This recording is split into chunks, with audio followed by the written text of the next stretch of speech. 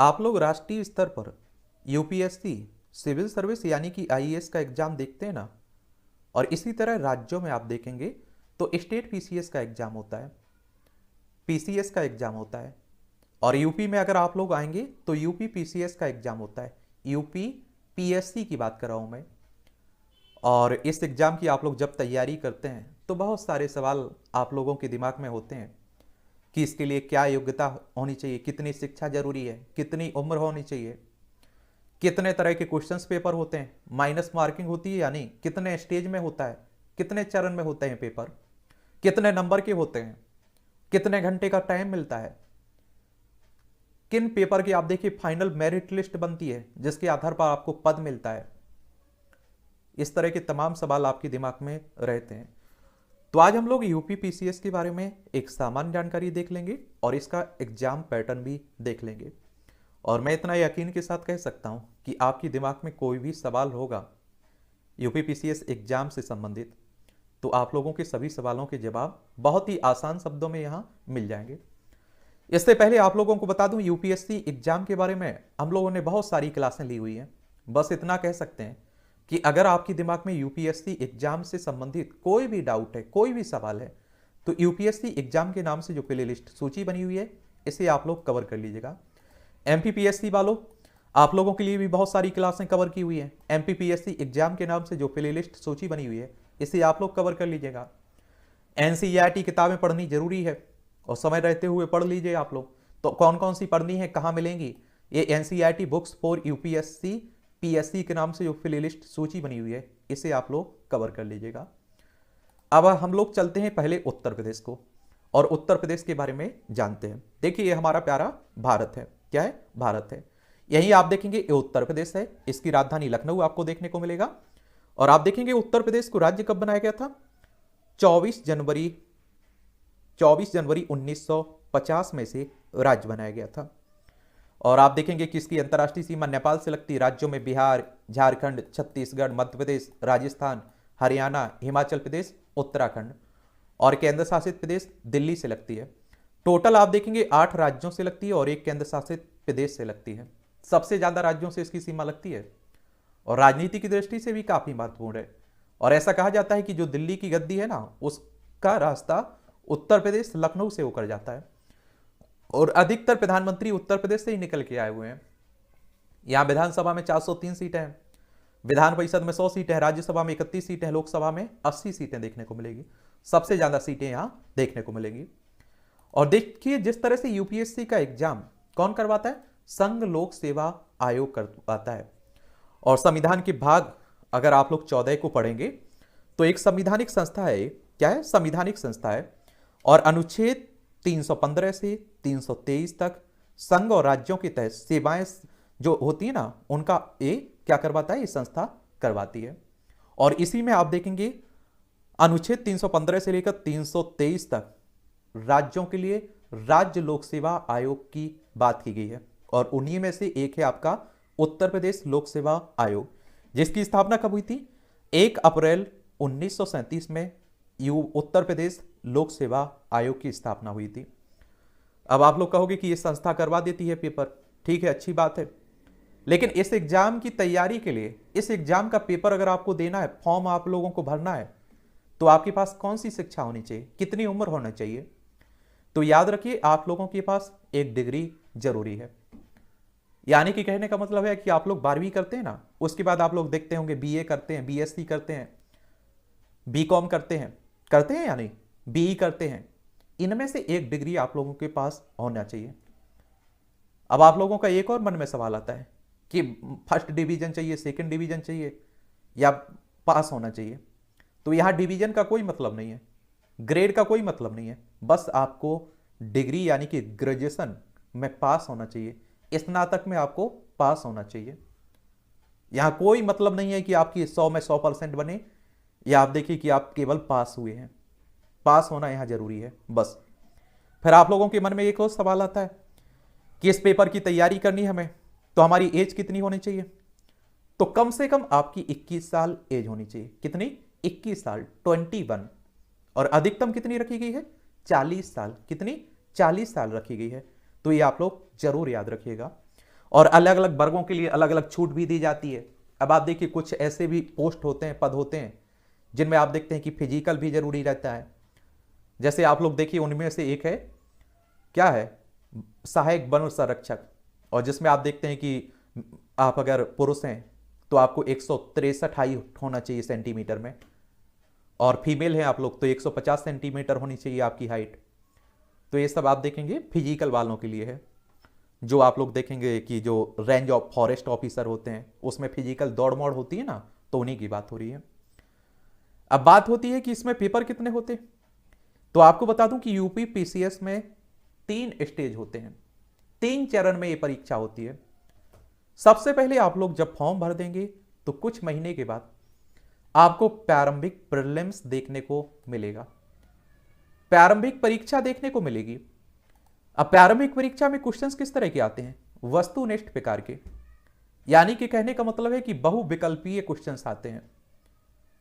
यानी कि कहने का सीधा सा मतलब है कि आपको नीचे 4 ऑप्शन दिए गए होंगे, उन 4 में से आप देखेंगे 4 या हो सकता है कि कभी कभी 5 दे दे भाई, तो उनमें से एक आंसर सही होगा, उसी का चुनकर आप लोगों को जो आपकी उत्तर पुस्तिका रहेगी, ऑफलाइन पेपर होता है, ऑनलाइन नहीं होता है, याद रखिएगा, तो उसमें गोला भरना होगा।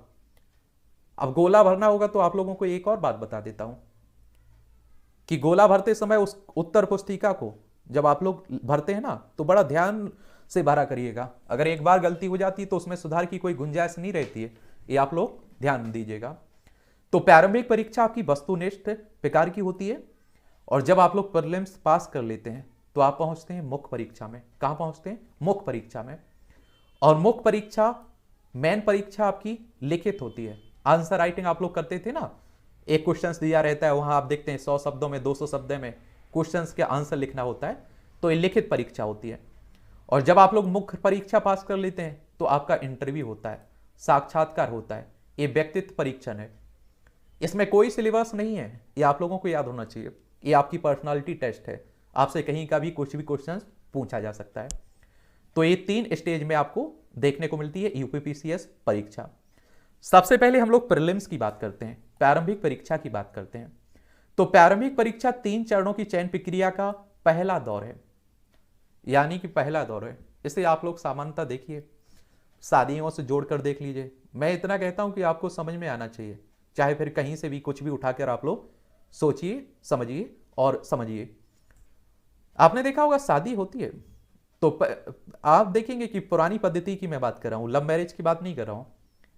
तो आप देखते होंगे कि एक चरण पहले होता है कि लड़की वाले या लड़के वाले देखने जाते हैं, फिर आप देखते हैं कि क्या होता है, फिर रिंग सेरेमनी होती है, वो प्रीलिम्स हो गया आपका, और जो देखने आए थे वो फॉर्म भर गया आपका। फिर आप देखें रिंग सेरेमनी हो गया, और भगवान करे कि आपका रिंग सेरेमनी हो जाए, यानी कि प्रीलिम्स निकल जाए। फिर आप देखते हैं कि आपका क्या होता है, गोद भराई कुछ ऐसा हो जाता है जिसमें दहेज प्रथा की बात होने लगती है, लेने देने की। अब आप देखिए वो मुख्य परीक्षा हो गई, और फाइनल जो है इंटरव्यू, यानी कि शादी हो गई, यानी कि आपका सिलेक्शन हो गया। 3 स्टेज में होता है।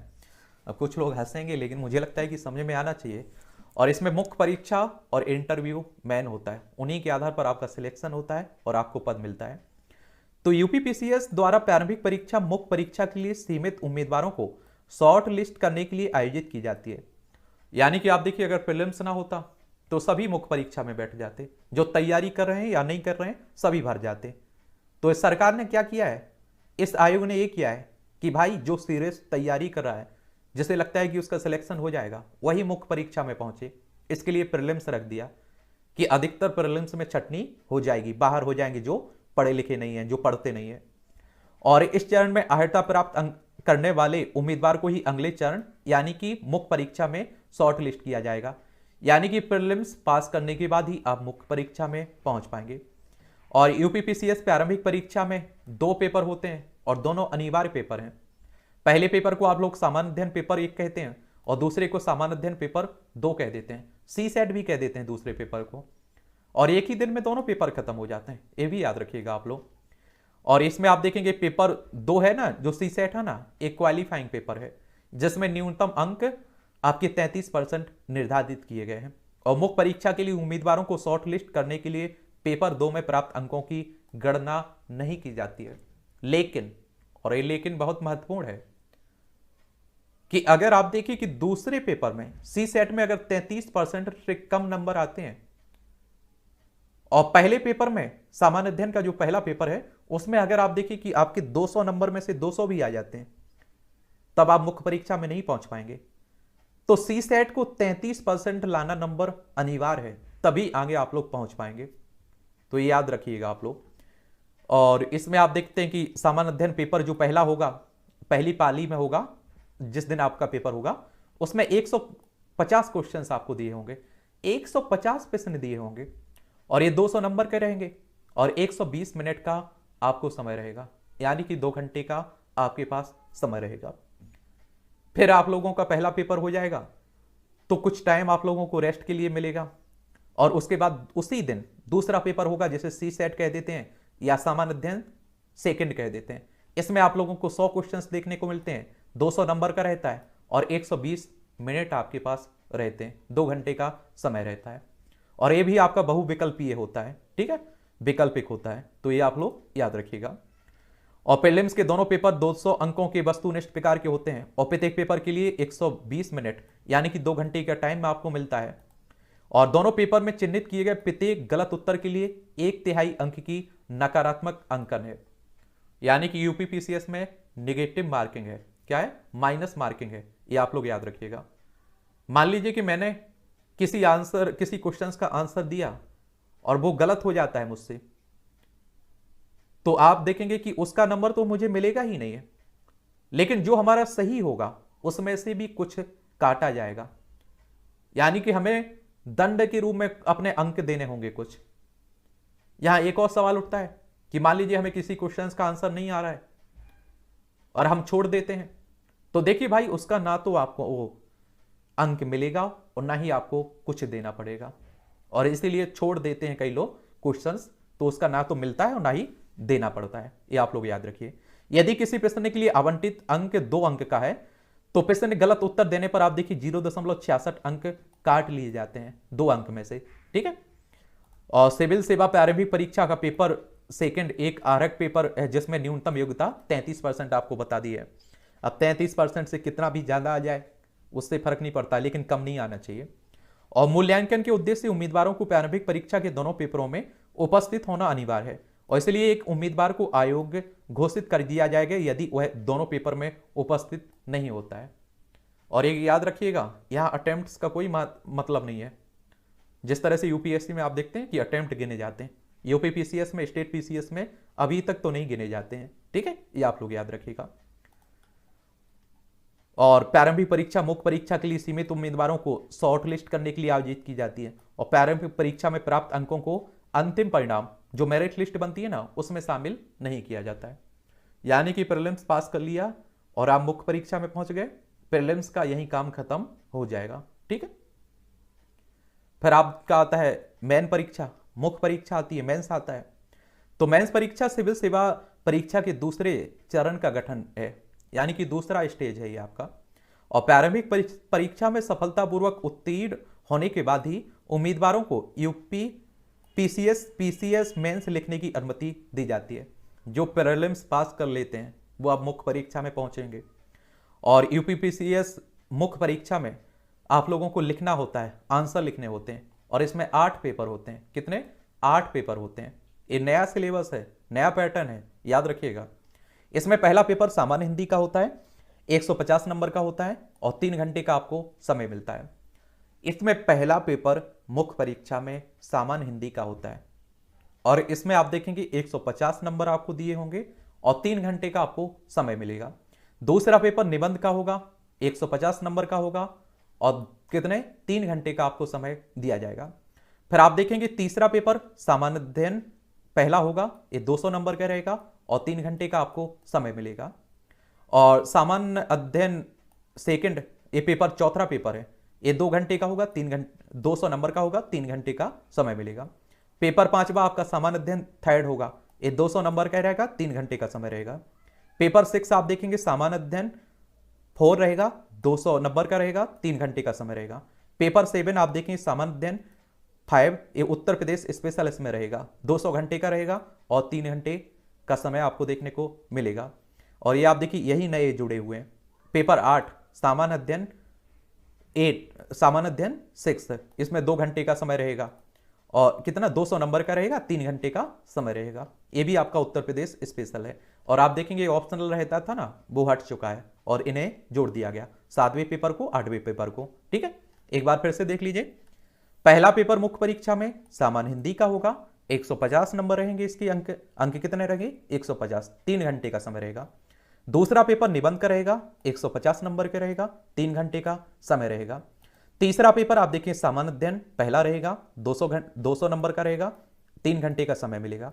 चौथा पेपर सामान्य अध्ययन सेकंड रहेगा, ये 200 नंबर का रहेगा, 3 घंटे का रहेगा।